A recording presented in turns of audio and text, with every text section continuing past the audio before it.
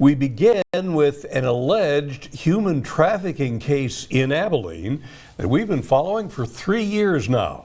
Just today, a mistrial declared in the case against alleged human trafficker Gerardo Quijada-Soto. Soto accused of smuggling an illegal alien into Texas from Honduras. That alien was forced to work at an Abilene restaurant, the Fun Noodle Bar. KTAB's Noah McKinney joins us live in the studio with the latest details in this case, breaking down the information we know as we wait to hear from the courts. What will happen next, Noah? Yes, Bob, Joni, thank you. Since 2022, 3 men have been arrested in connection to this case. This most recent trial brought against, as you said, alleged trafficker Gerardo Quijada-Soto. Soto is accused of smuggling an undocumented man into Texas and allegedly selling the victim to former Fun Noodle Bar owner He Zhuang, who has also been arrested during the trial. And during the trial, an investigator revealing evidence on Soto's phone confirmed he was paid for human trafficking. Court documents state that Zhuang had told the immigrant man that he owed the restaurant 6 months of labor, after which he would be paid $2,000 a month with food and shelter covered. However, when that man requested the promised $2,000, Zhuang told him, quote, that they owned him now.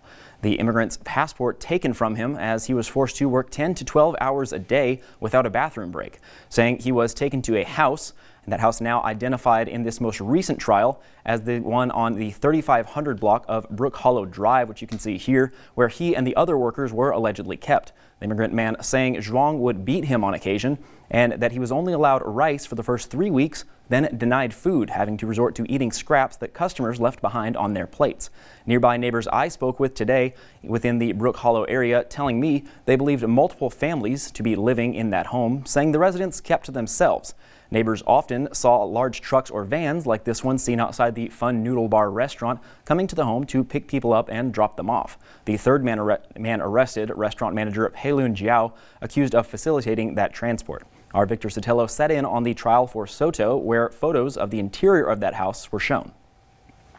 Several rooms in the home, including the garage, had more than one mattress in there, in some cases 3 and 4 mattresses. By those beds there were tables with toiletries on them, presumably belonging to the workers. Also rice cookers where they would make their food for the day. That's as far as we got in this case, is seeing those pictures before that mistrial was declared. That was Victor reporting from the Taylor County Courthouse just earlier today, right after the trial, and it was in July or August of 2021 that documents state an unknown man helped the immigrant escape to Dallas, which initiated these arrests. A search of the Taylor County court records shows that the court date for the third man who was arrested, manager Pei-Lun Jiao, has been reset for May 5th of this year. However, it is common for those dates to be pushed back multiple times, as we see in the case of owner Zhuang, whose court date was last reset for July 22nd of last year, with no action taken since that date. Fun Noodle Bar has remained in operation, management stating in 2023 that the restaurant was under new ownership. Now, I did go over there today to ask if they would like to comment on this story, but they declined any kind of direct involvement as these trials continue.